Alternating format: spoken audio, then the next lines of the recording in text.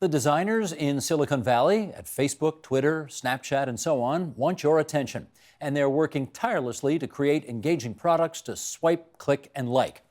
But when they succeed, is it with a hidden downside for the rest of us? Here to reflect on mental health in the digital world, Bruce Ballin, head of problem gambling, gaming, and internet addiction at the Center for Addiction and Mental Health, that's CAMH, and he's the author of Swimming in Cyber. It's good to have you back here at TVO. Thanks for having me again. Can we just start with this? What do you do at CAMH? What's the mission? So at CAMH right now, I am helping lead the development of the problem gambling, gaming, and internet use services, more behavioral addiction activities, sort of addictions without substances. So it's all about gambling, video gaming, pornography, shopping issues, all that sort of thing. I don't mean to be facetious here, but business is up? Unfortunately, yes. Because?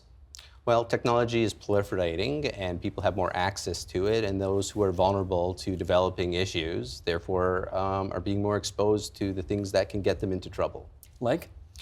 Once you have your cell phone or a tablet and it opens you up to all sorts of things across the virtual world, you start looking at different sites, and next thing you know, you might come across, oh, that's interesting shopping things, or here's a video game. And because of the design of how these platforms are created, the same psychologists who helped develop gambling games are being employed to develop all these techniques to embed into video games and shopping and all sorts of things that can draw people into behavioral problems unless they're wary.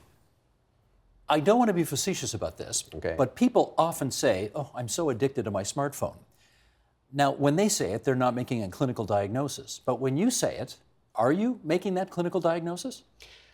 Yes, although I will say the whole thing about being addicted to something is sometimes used a bit frivolously. And again, it gets back to what is driving someone's behavior to get into trouble. Because sometimes it could be someone has some social anxiety, maybe someone has some other mental health issues, maybe someone's coping with some stresses, and they get into trouble using technology to soothe themselves. So we always take our time to actually figure out why you're having this problem versus just labeling somebody with an addiction. But I have heard the expression used that the cell phone or the smartphone is now almost like a one-armed bandit in your pocket. You know, it has taken on the life of an addict at a casino who can't get away from the slot machine. Do you think that's accurate? Yeah, it has the potential. So not everyone falls prey to it. But the thing is, it is designed in ways that it has the same sort of psychological principles behind it, such as intermittent reinforcement. If you remember Pavlov's dog experiments about dings and, oh, you have an email, a little buzz, and it's intermittent. So it's like, oh, what's going on? What's going on? And unless you're aware of it, it starts to draw you in. Also, the whole concept about the virtual worlds are 365 days a year.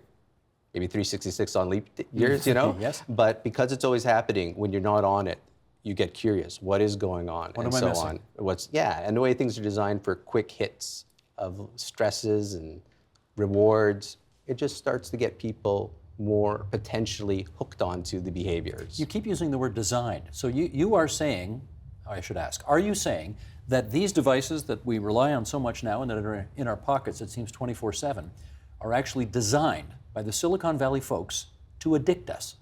I wouldn't say it like that, but I will say they are designed to be engaging and get people involved with it and get them immersed with a lot of the activities that you can use it.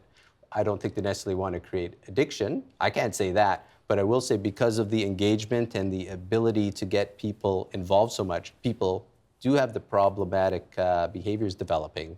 We're vulnerable to this. Well, that's addiction, isn't it? I don't think anybody's too fussed about the fact that these things are engaging. Of course they're engaging. They're lots of fun to deal with and all of that. But there's a big gap between that and some kind of actual emotional addiction to the thing where you can't get off it, isn't there? Well, exactly. But again, not everyone would qualify for being addicted to it. They might have problematic use. Again, the reason why I'm kind of like skirting around the word addiction is there's lots of stigma associated with it. And I would like to have people who are thinking they're having problems with the technology or screen time don't get turned off like I'm an addict, so this is horrible. We're saying, well, I've got problematic use with it. It is affecting my life in negative ways. It's affecting my health. It's affecting my relationships. I should do something about this. And a lot of people probably do have problems with this technology, and probably some people do have qualified to the level of addiction. Now, you're a psychiatry guy. Yes, So I I am. want to ask you about the Bible of psychiatry. Okay. The DSM, right? Diagnostic Statistical Manual. Yes, indeed. Does this belong in that? Well, again, there is some controversy around should it be in there, and there's like right now, I'll say behavioral addictions, which video gaming and all these things fall under, they have at least taken gambling out of this little area called impulsive disorder is not otherwise specified, and actually pulled gambling at least into the addiction realm, saying, oh yeah, this is an addiction, like gambling. And video game use and all this can be very similar to gambling. In the diagnosis of interest, so that hasn't been officially recognized, they have video game addiction now. But it does get back to, is it just video gaming? Because when we talk about internet addiction, I would say, what actually does that mean? It could be, are you video gaming? Are you shopping? Are you looking at pornography? Are you using social media? It all falls under there. And it's important for us to understand, why is a person actually doing this behavior, so we can actually figure out proper treatments for them. If you need treatment, it's because presumably your body and or mind, your intellect and or emotions are having problems. And I want to look at the other side of it, which is, if we say drugs, to get off drugs, you get the DTs and you go through all of that as you try to get off harmful drugs. Do people who have an addiction to technology experience the same kinds of withdrawal pangs when they're not allowed to use it?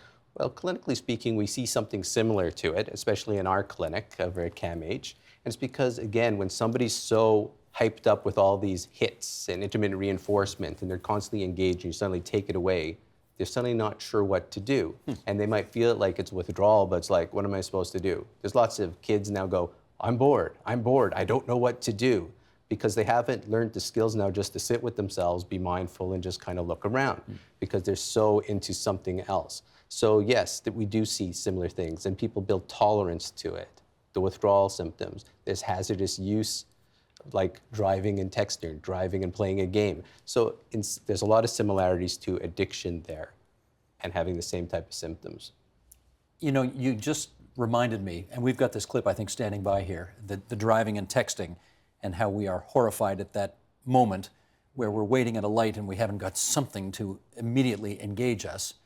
I'm going to quote a great philosopher here, okay? This is Louis C.K., one of the best, yes, indeed, on the predicament you just described. Go ahead, Sheldon. I think these things are toxic. I don't, especially for kids. It's just this thing. It's bad, and they don't look at people when they talk to them, and they don't build the empathy. Kids are mean, and it's because they're trying it out. They look at a kid and they go, "You're fat," and then they see the kid's face scrunch up, and they go, "Ooh, that doesn't feel good to make a person do that." Right. But they got to start with doing the mean thing.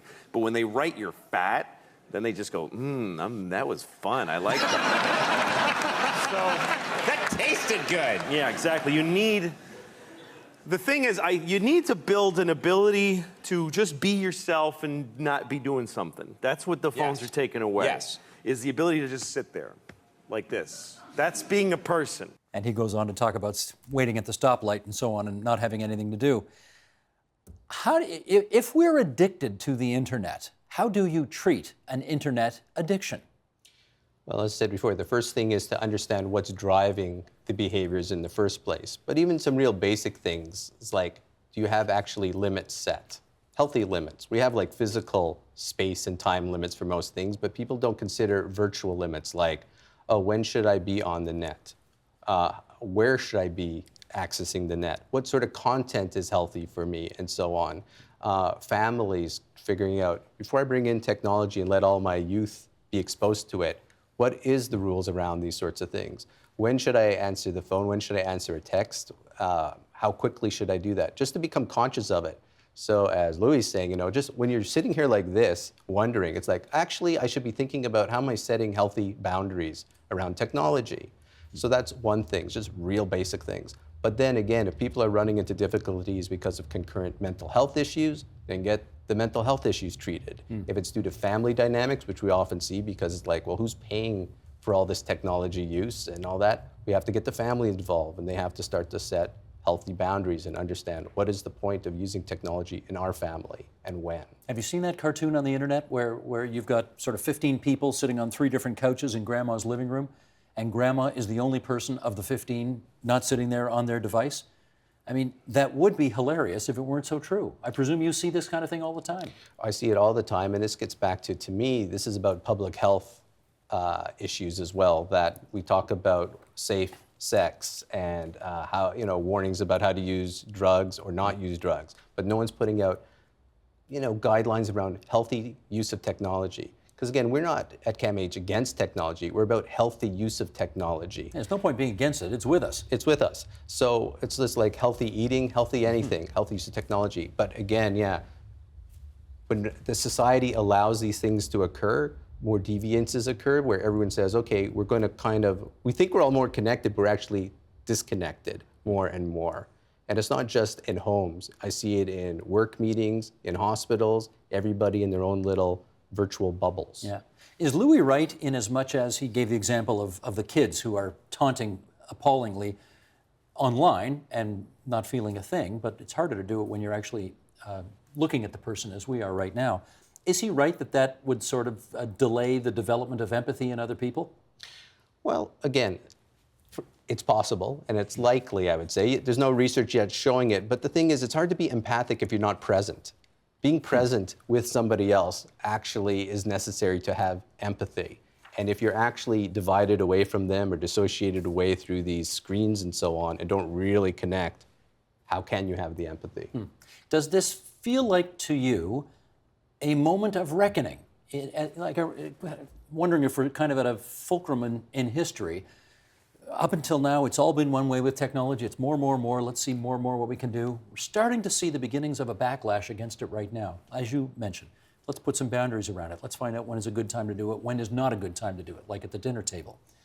Are we at one of those moments in history, in your view? I believe it's like, yes, it's a moment that's kind of stretched over time, just like we're dealing with people with gambling issues. Gambling's still socially accepted, and we're slowly getting to pointing out those issues.